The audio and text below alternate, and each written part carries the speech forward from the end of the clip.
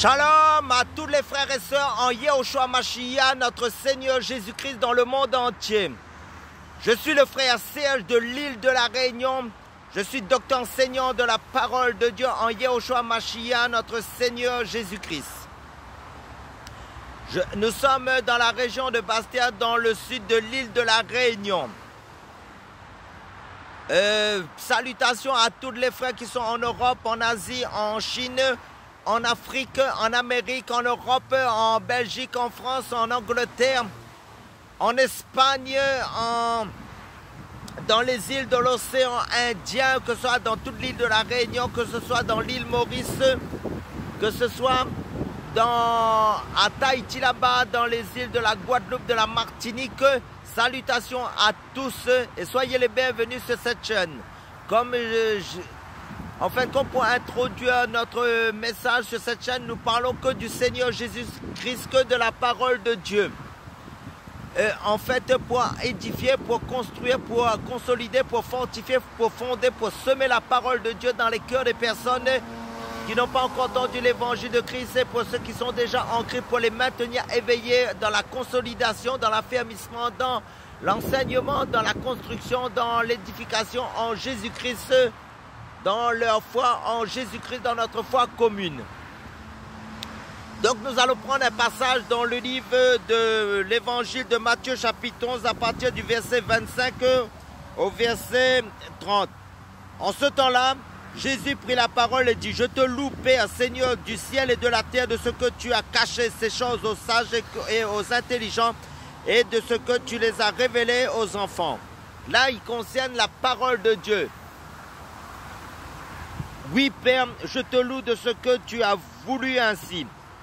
Toutes choses m'ont été données par mon Père, et personne ne connaît le Fils si ce n'est le Père. Personne non plus ne connaît le Père si ce n'est le Fils, et celui à qui le Fils veut le révéler.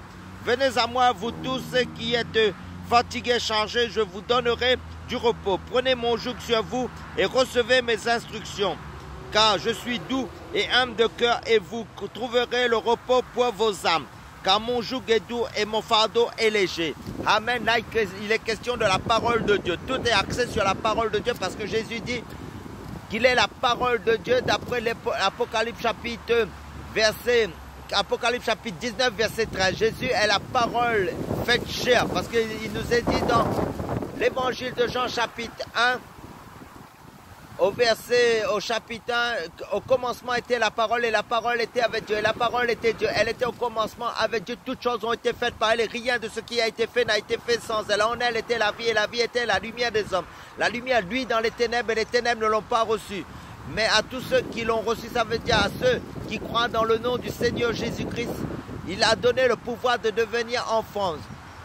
Ceux qui sont nés non pas du sang, ni de la volonté de la chair, ni de la volonté de l'homme, mais de Dieu. Et la parole s'est faite chair, elle habitait parmi nous, pleine de grâce et de vérité. Vous trouvez cela quand vous lisez le chapitre 1 de l'évangile de Jean chapitre 1. Donc Jésus est la parole de Dieu, le Verbe qui s'est fait chair. Dans ma version de Bible et dans d'autres versions de Bible, il est parlé de Logos. Le Logos qui s'est fait chair, qui est Dieu lui-même qui s'est fait chair. La parole de Dieu. Donc, là, nous voyons dans l'évangile de Matthieu que Jésus, en ce temps-là, Jésus prit la parole et dit: « Je te loue, Père, Seigneur du ciel et de la terre, de ce que tu as caché ces choses aux sages et aux intelligents, et de ce que tu les as révélés aux enfants. » C'est-à-dire aux enfants de Dieu, nés de nouveau, baptisés du Saint-Esprit. Parce qu'il y a beaucoup d'appelés, mais peu de lus. Si nous allons dans le passage de Matthieu chapitre 13, pour mieux comprendre cela encore, je pense que c'est Matthieu chapitre 13, à partir du verset 10. Matthieu chapitre 13, verset 10. Nous allons prendre notre temps pour parler de la parole de Dieu. Donc, comme j'ai dit, Matthieu chapitre 13, à partir du verset 10. La parole est bonne, mon frère, ma soeur qui m'écoutez. Donc, je lis à partir du verset 10 de l'évangile de Matthieu chapitre 13. Les disciples s'approchèrent et lui dirent: « Pourquoi leur parles-tu en parabole ?» Jésus leur répondit: « parce qu'il vous a été donné de connaître les mystères du royaume de Dieu et parce que cela ne leur a pas été donné, car on donnera à celui qui a et il sera dans l'abondance. Mais à celui qui n'a pas, on notera même ce qu'il a. C'est pourquoi je leur parle en parabole, parce qu'en voyant, ils ne voient point et ils n'entendent, et qu'en entendant, ils n'entendent ni ne comprennent. Et pour eux s'accomplit cette prophétie d'Ésaïe. Vous entendrez de vos oreilles et vous ne comprendrez point. Vous regarderez de vos yeux et vous ne verrez point, car le cœur de ce peuple est devenu insensible. Ils ont dessus leurs oreilles et ils ont fermé leurs yeux, de peur qu'ils ne voient de leurs yeux et qu'ils entendent de leurs oreilles et qu'ils ne comprennent de leur cœur, qu'ils ne se convertissent et que je ne les guérisse. Mais heureux sont vos yeux parce qu'ils voient et vos oreilles parce qu'elles entendent. Je vous le dis, en vérité, beaucoup de prophètes et de justes ont désiré voir ce que vous voyez et ne l'ont pas vu, entendre ce que vous entendez et ne l'ont pas entendu. Amen. Là, il est question des prophètes de l'ancien temps, de l'ancienne alliance, avant le temps de la grâce, des rois aussi, parce qu'ils avaient l'esprit de Christ. Donc là, nous voyons que pour des personnes, à cause qu'ils ne se, en croyant qu'ils sont convertis, mais qu'ils ne sont pas convertis, ils ont des difficultés à comprendre la parole de Dieu. Parce que la parole de Dieu est spirituelle. C'est par le Saint-Esprit seulement, parce que la parole nous dit, n'attristez pas le Saint-Esprit, n'éteignez pas l'Esprit. Dans Thessaloniciens, nous est dit, n'éteignez pas l'Esprit. Dans le livre d'Éphésiens, nous est dit, n'attristez pas le Saint-Esprit. C'est pour ça que des fois, des personnes ont des difficultés de saisir, de comprendre la parole de Dieu dans la prophétie, dans la révélation et dans ce que Dieu veut leur faire comprendre. Pourquoi? Parce qu'il dit, on donnera à celui qui a, mais oui, je pense que c'est ça, celui qui a. En fin de compte, si tu as une relation personnelle, individuelle, une intimité avec le Seigneur, dans la parole, dans la sanctification, dans la pratique de la parole aussi, parce que Dieu veut que nous soyons obéissants.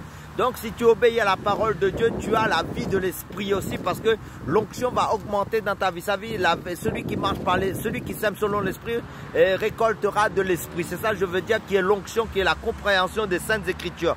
Mais si tu vis selon la chair, si tu es bébé spirituel pendant des années, tu vas stagner. Ça veut dire, en croyant, croître spirituellement, en passant de bébé spirituel à l'enfant, tu vas rester charnel. Ça veut dire, tu vas rester pendant des années, bébé spirituel. Tu ne vas pas arriver dans la maturité spirituelle. C'est pour ça qu'il faut avoir une vie d'obéissance. Ce que Dieu te recommande de faire, de le faire, que ce soit dans l'évangélisation, que ce soit en bien, que ce soit ce que... Parce que Jésus allait de lieu en lieu annonçant le royaume de Dieu et prêchant le royaume de Dieu et faisant le bien. Jésus obéissait à la parole de Dieu. Mais de nos jours, il y a beaucoup de religieux, beaucoup de bébés spirituels aussi. C'est ça qu'il faut comprendre, parce que la parole de Dieu nous dit aussi, vous qui devriez être des maîtres depuis des années, vous avez besoin encore on parle encore de, comment dire, des choses de base de la vie chrétienne, du salut et des œuvres mortes de la chair et des œuvres de l'esprit. Mais maintenant, ce que je veux dire, c'est que en fin de compte, Jésus va toujours amener les personnes qui croient spirituellement, qui est obéissant dans la sanctification, dans les choses, parce que la vie chrétienne, c'est pas une vie de routine, de monotonie, mais c'est dans les choses nouvelles, parce que la parole est tellement profonde, on ne finirait pas de le connaître, parce que nous prophétisons en partie, nous connaissons en partie, comme c'est dit dans le livre de Corinthiens. Ça veut dire que nous sommes amenés à grandir, à croître, parce que Dieu nous dit, parce que Jésus dit aussi qu'en fin de compte, Père, je te loue de ce que tu as révélé, les choses cachées. Ça veut dire que nous devons, parce que les choses révélées sont aux enfants de Dieu. C'est ça qu'il faut comprendre dans la parole de Dieu. Parce que la parole de Dieu est tellement riche dans les choses de Dieu. Parce que l'homme ne vivra pas de pain seulement, mais de toute parole qui sort de la bouche de Dieu. En fin de compte, il faut arriver à la maturité spirituelle, à la stature parfaite de Christ. C'est ça qu'il faut comprendre, à l'image de Christ, parce que c'est vrai que les enseignants, c'est pour amener les saints au perfectionnement des saints dans le ministère, mais que chacun de nous a un ministère aussi qu'il doit s'exercer pour que le don qu'il a reçu soit au service des uns et des autres. Amen. Soyez tous bénis.